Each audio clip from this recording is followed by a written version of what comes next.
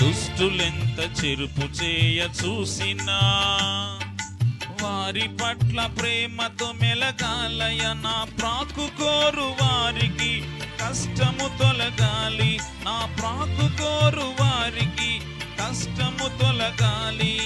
హెచ్చు కృపతో నింపుమని నా ప్రార్థన. యేసయ్యా యేసయ్యా, ఈ మంటివానికా ఈ గొప్ప ధన్యత, ఆత్మల రక్షించు బాధ్యత.